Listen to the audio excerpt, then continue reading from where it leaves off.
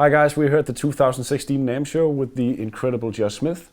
Thanks for taking the time to drop by. Yeah, thanks for having me by again. Hey, it's a pleasure always. Yeah, last year I've been using the flashback TonePrint all the time. Oh, cool. So it's been really great to have it. So this time around, we've been messing about with the HyperGravity compression pedal. Yes, we have, yeah. And we kind of talked before we started doing this that you're actually not using compression all that much in general. Well, I use compression really as an effect. To me, I use it when it's a necessary sound. So a lot of times for me, that's in the studio. It's if I have to get, that really thin, clean kind of funk guitar sound, or maybe the country thing a little bit. Because most of the time in the live setting, I'm doing what I can the most to take the compression out of my rig. You want to have dynamics. I want full dynamic range with my fingers and with my volume control and all that. So, but in the studio, it's a different story. You might need compression for that part or for that song, and then you've got the other world of compression, the vocals and drum, the studio compression. But on guitar, I tend to think of it as an effect. Yeah. So we dialed something pretty unique in here, I think. I think so, Cool sounding. Can you explain a little bit what we've been doing here? Yeah, so sometimes I have a setting that I like to try to go for on compression that just shaves off a lot of the low end so that your guitar just jumps up immediately in brightness and cuts through and gets almost, really thin and razor-like, but not ice picky, but gives you that real change in tone. So if you need to get funky real quick or skanky or whatever, it's there. You just hit it and it's there really quick. Yeah. So what did we do? So what we did to actually get that is that inside the pedal there's 3 compressors running at the same time. One for the highs, one for the mids, and one for the lows. Right.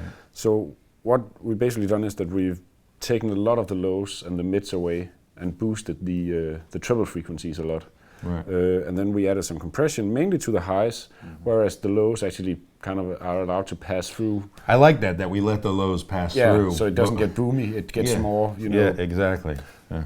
And that's pretty much it. And then we've assigned the attack knob to actually control the amount of highs. Oh, right. So if you have a very trebly guitar, this setting might be too much, so you can kind of back it off a little bit. Or if you're playing through a twin, or something, and you need to back it off, or if it's say it's a 335 and you want to actually increase it a little bit, to get funkier. Yeah.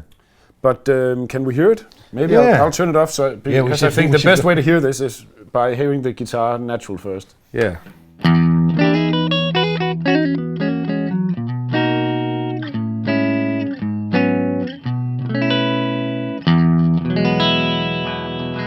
So let's hear how drastic it is.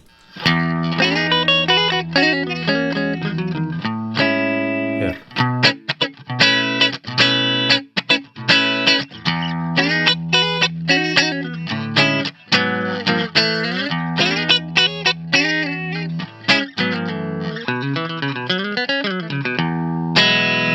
It's nice.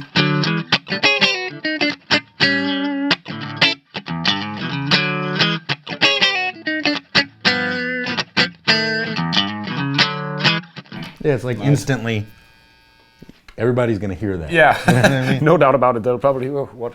Yeah. So I think it's a great sound. What do you want to call it? We were tossing around a few funny names. Something thin. We should call it Kate Moss. That's perfect. So if you want to try Kate Moss, go to the TC website.